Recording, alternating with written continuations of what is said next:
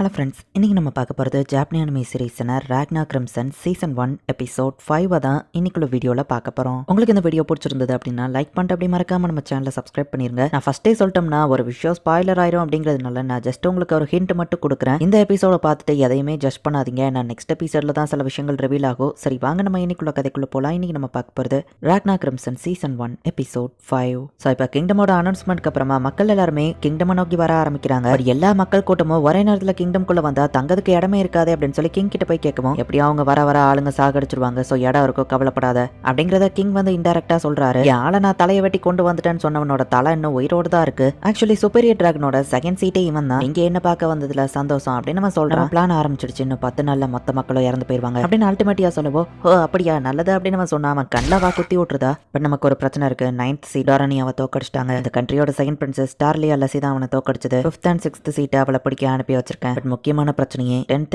8th and 3rd seat இவங்க 3 பேருமே disappear ஆயிட்டாங்க. அதுவும் பார்டர் கிட்ட அதை பண்ணது யாருன்னு தெரியலன்னு சொல்லவும், அந்த முட்டா பசங்க அப்படின்னு நம்ம சிரிச்சா, பேசுறத கிண்டல் பண்ணாம சீரியஸா எடுத்துக்கோ அப்படின்னு அல்டிமேட்டியா அவனை ஃபயரை வச்சு எரிக்கிறா. அப்ப என் ஹார்ட்டை கூட அப்படின்னு நம்ம கேட்கவும், சரிவா தண்டனை ஏன் டெம்பரரியா ஸ்டாப் பண்ணி வச்சிருக்கேன் அப்படின்னு அவனோட ஹார்ட்டை கொடுக்கவும் மொத்த பாடியும் அவனுக்கு ரீஜென்ரேட் ஆயிருது. செகண்ட் சீட் லைட்னிங்லா குவால்டே காமவி பார்டர்ல போய் அது யாருங்கிறத கண்டுபிடிச்சிட்டு வா அப்படின்னு வா சொல்லவும், அந்த எதிரியை நான் கொண்டுட்டு வந்தா எனக்கு கிஸ் பண்ணுவியா நம்ம கேட்கவும், அவன் மோஞ்சிலேயே பஞ்ச விடுறா. எத்தனை மட்டும்டா சொல்றது, நமக்கு வேஸ்ட் பண்ண டைம் இல்ல அப்படின்னு வா சொல்லவும், என் ஸ்பீடுக்கு முன்னாடி எனக்கு நிறைய டைம் இருக்கு அப்படின்னு நம்ம செம ஃபாஸ்டா அங்க இருந்து கிளம்புறான். இப்போ ஃபியூச்சர்ல நடந்த ஒரு இன்சிடென்ட்டை காமிக்கிறாங்க. நம்ம ஹீரோவை வந்து பிடிச்சிட்டாங்க. ஃபியூச்சர்ல மொத்தமா 12th சீட் வரைக்கும் மெம்பர்ஸ் இருக்காங்க. அந்த எல்லா மெம்பர்ஸும் ஒரே இடத்துல இப்ப கேதர் ஆயிருக்காங்க. கோயின் முன்னாடி இருக்கிற அமைதியாரு அப்படின்னு அந்த எல்டர் நம்ம ஹீரோவை மதிக்கிறான். ஆக்சுவலி அந்த எல்டர் 7th சீட், அவன் பேரு பர்கியஸ். ஹீரோவை இப்ப என்ன பண்ணலாம் அப்படிங்கறத அவங்க டிஸ்கஸ் பண்றாங்க. அவனை சாப்பிட்டதான் 12th சீட் சொல்றான். அவன் பிரெயினை சாப்பிடலாம் 11th சீட் சொல்றான். நம்ம ஹீரோவோட பிளட்டை குடிக்கணும், நம்ம ஹீரோவை டேஸ்டா சமைச்சு சாப்பிடணும், எனக்கு பச்சையா சாப்பிட்டாலும் பிரச்சனை இல்ல, அவனை ஒரே தடியா கொன்றலாம் அப்படின்னு சொல்லி ஒவ்வொருத்தரும் ஒவ்வொரு ஒப்பீனியன் சொல்றாங்க. அவனை வழியே இல்லாம கொள்ளலாம், நம்ம கோயின் காது தான் பிடிக்கும் அப்படின்னு 4th சீட்டான நெபுலம் சொல்றான். எப்படியும் அவனை கொல்ல தானே போறோம், அதை இப்பவே கொன்றலாம் அப்படின்னு சொல்லி என் விண்ட் சொல்லுது அப்படின்னு சொல்லி 3rd சீட் சொல்றான். பட் செகண்ட் சீட் காமவி மட்டும் அமைதியா இருக்கான். லியோ,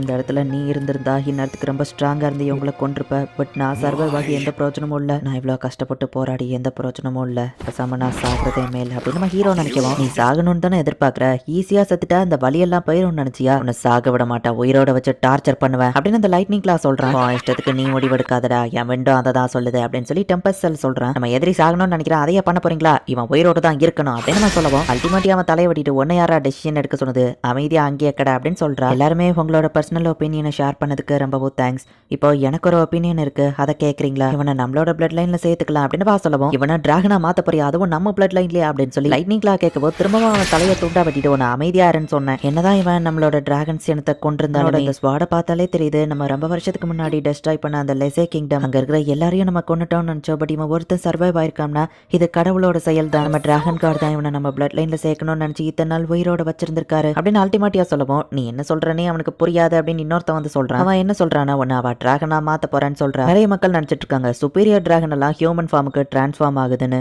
பட் உண்மை அது கிடையாது. நாங்கெல்லாம் ஒரு காலத்துல ஹியூமன்ஸா இருந்தவங்க தான். டிராகன் கார்டு தான் அவங்க பிளட்டை கொடுத்து எங்களை இவ்வளவு சுப்பீரியரா மாத்திருக்காங்க. எங்க பிளட் மூலியமா கிரியேட் ஆனதுதான் மத்த டிராகன்ஸ் எல்லாமே. இப்ப நீயும் எங்கள ஒருத்தனா மாற போற அப்படின்னு அவங்க எல்லாருமே சொல்றாங்க. லியோவையும் சரி எனக்கு கூட இருந்த இம்பார்ட்டன்டான பர்சனையும் கொண்டிருக்கீங்க. ஈவன் மேபி ஃபியூச்சர்ல எனக்கு இம்பார்ட்டன்ட் பர்சனா கூட ஒருத்தங்க இருந்துக்கலாம், அவங்களையும் சேர்த்து நீங்க கொண்டிருக்கீங்க. உங்கள ஒருத்தனை நான் மாற மாட்டேன் அப்படின்னு நம்ம ஹீரோ சொல்லலாம். ஃபர்ஸ்ட் ஒன்ன மாதிரி தான் டிராகன்ஸை வருத்தேன், பட் அந்த பிளட் என் பாடிக்குள்ள வந்தோடனே நான் மாறிட்டேன் பாரு அப்படின்னு 6th சீட் சொல்றான். உன்னோட கவலையும் ஹேட்ரட்டும் இந்த பிளட் உடம்புக்குள்ள போனோடனே காணாம போயிரும். நீ எங்கெல்லாம் ஒருத்தனா இப்ப டிரான்ஸ்ஃபார்ம் ஆக போற, இனி உனக்கு எந்த ஒரு வெறுப்புமே எங்க மேல இருக்காது அப்படின்னு சொல்லி அவன் அந்த பிளட் நம்ம ஹீரோ ஹார்ட்லயே குத்துறா. பிளட் இப்ப நம்ம ஹீரோ பாடிக்குள்ள போது வழியில துடிக்கிற நம்ம ஹீரோ இப்ப தூக்கத்துல இருந்து கண் முழிக்கிறான். ஃபியூச்சர்ல இருந்த ஒரு மெமரி தான் நம்ம ஹீரோக்கு இப்ப கனவா வந்திருக்கு. நீ கனவு கண்டு தூங்கிட்டு இருந்த மாதிரி இருந்துச்சு, அதான் உன்னை டிஸ்டர்ப் பண்ண வேணான்னு ஸ்லைமையும் வாயமோட சொல்லிட்டேன் அப்படின்னு கிரிம்சன் சொல்லவும், கிரிம்சன் ஒரு கேடு கெட்டவன் தான், ஆனா அல்டிமேட்டியா அவ கம்பேர் பண்ணும்போது அந்த அல்டிமேட்டியா ரொம்பவும் மோசமானவா, அவளை கண்டிப்பா நான் கொல்லாம விட மாட்டேன், என்னால அது முடியும் அப்படின்னு நம்ம ஹீரோ நினைக்கிறான். ஹீரோவோட பாடியால அவனோட ஃபுல் பவரை எந்த லெவலுக்கு யூஸ் பண்ண முடியும், அவன் ஃபுல் பவரையும் அவன் பாடியால ஹேண்டில் பண்ண முடியுமா அப்படின்னு கிரிம்சன் யோசிக்கிறா. பார்டர்ல ஏதோ பிரச்சனை கண்டிப்பா அந்த 7th சீட் தான் அவங்க அனுப்பி வச்சிருப்பாங்க.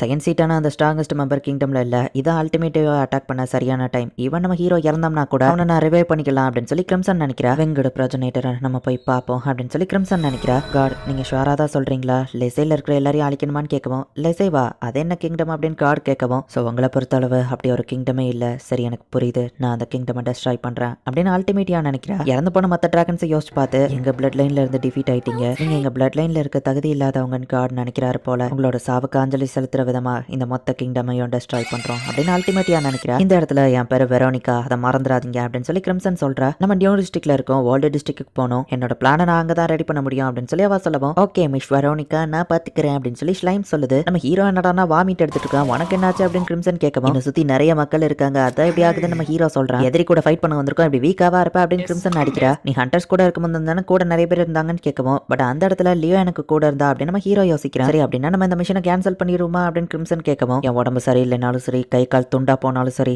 மிஷன் மட்டும் ஸ்டாப் ஆகக்கூடாது, எல்லா டிராகன்ஸையும் நான் கொல்லுவேன் அப்படின்னு நம்ம ஹீரோ சொல்றான். சரி இப்போதைக்கு லியோக்கு பதில் நான் சப்ஸ்டிடியூட்டா இருக்கேன், என்ன லியோவா நினைச்சுக்கோ அப்படின்னு கிரிம்சன் சொல்லவும், நீ லியோவாக முடியாது நம்ம ஹீரோ சொல்லிட்டு திரும்பவும் வாமிட் எடுக்கிறான். நம்ம ஆபரேஷனுக்கு நான் போய் ப்ரிப்பரேஷன் பண்ணிட்டு வரேன், நீ இங்கே ஸ்லைம் இவனை பாத்துக்கோ, நம்ம எதிரி நம்ம பக்கத்திலே கூட இருக்கலாம், சோ என்னோட பேரை யூஸ் பண்ணாத, எதிரிங்க பேரையும் யூஸ் பண்ணாத, நான் வர்ற வரைக்கும் இங்கே இரு, வேற எதுவோ பண்ணக்கூடாது அப்படின்னு சொல்லிட்டு கிரிம்சன் போற. ரைட் வாங்க மாஸ்டர் அப்படின்னு ஸ்லைம் சொல்லுது. நிறைய பீப்புள் இந்த இடத்துல இருக்காங்க, எல்லா பீப்புளும் கிங்டம்க்கு வந்தா இந்நேரம் இந்த சிட்டி ஃபுல்லாவே கூட்டமா இருந்திருக்கணும். பட் இந்த இடத்துல கூட்டமே இல்லாம ஆட்கள் கம்மியா தான் இருக்காங்கன்னா மக்கள் வர வர அவங்களுக்கே தெரியாம அந்த பேரியருக்குள்ள வச்சு எரேஸ் பண்ணிட்டு இருக்காங்க அப்படின்னு சொல்லி கிரிம்சன் புரிஞ்சுக்கிறா. இந்த பேரியருக்குள்ள இருக்கிற வரைக்கும் மக்கள் எரேஸ் ஆயிருக்காங்கிறதோ யாருக்கோ தெரியாது. இன்னைக்கான நைட் ஷிஃப்ட் கிரியேட் பண்ணிட்டியா அப்படின்னு சொல்லி எல்டர் டிராகன் வந்து கேட்கவும், இன்னைக்கு நைட் எரேஸ் ஆக வேண்டியவங்களை செட் பண்ணி வச்சிட்டேன் அப்படின்னு நெபுலம் சொல்லவும், கோயினங்கன்னு எல்டர் டிராகன் கேட்டா மக்கள் எப்படி இருக்காங்க நேர்ல பார்க்க போயிருக்காங்கன்னு சொல்லுவோம். அவங்கள தனியாவா விட்ட, அவங்க அப்படிதான் தனியா போறேன்னு சொல்லுவாங்க, நீ தானே அவங்கள தடுத்துக்கணும் அப்படின்னு எல்டர் டிராகன் திட்டவும், அவங்க லொகேஷன் எனக்கு தெரியும் அப்படின்னு நெபுலம் சொல்றான். கூட்டத்துக்குள்ள ஒரு பையன் தொலைஞ்சு போகவும், உங்க அப்பா அம்மாவை கண்டுபிடிக்க நான் ஹெல்ப் பண்றேன் அப்படின்னு சொல்லி அல்டிமேட்டியா அந்த பையனை கூட்டிட்டு போற. கிங்டமோட ஒரு ஜென்ரல தான் காமிக்கிறாங்க. பிளான் படியா ப்ரொசீட் பண்ணுங்கன்னு சொல்லுவோம். ஓகே லெப்டினன்ட் ரோவான் அப்படின்னு சொல்லிட்டு அந்த ஆள் கிளம்புறாரு. இடம் சின்னதா இருக்குன்னு ஒரு பொண்ணு கேட்கவும், மாடியில பெரிய ரூம் இருக்கு அங்க போவோமா அப்படின்னு நம்ம சொல்றான். ஓ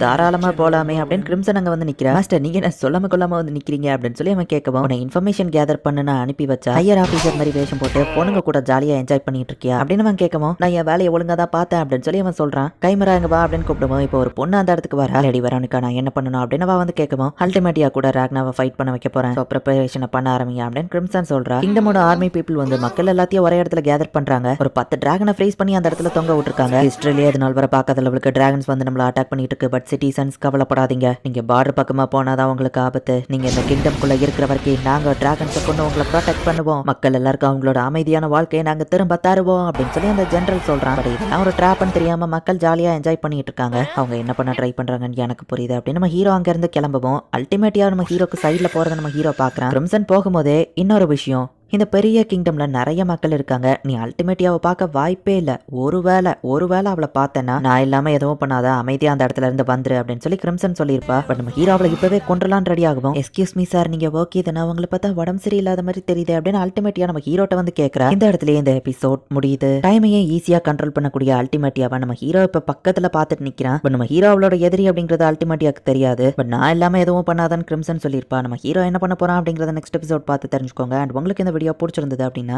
லைக் பண்ணிட்டு அப்படி மறக்காம நம்ம சேனலை சப்ஸ்கிரைப் பண்ணிருங்க. தேங்க்யூ ஃபார் வாட்சிங். Bye guys. நெக்ஸ்ட் எபிசோட்ல மீட் பண்ணலாம்.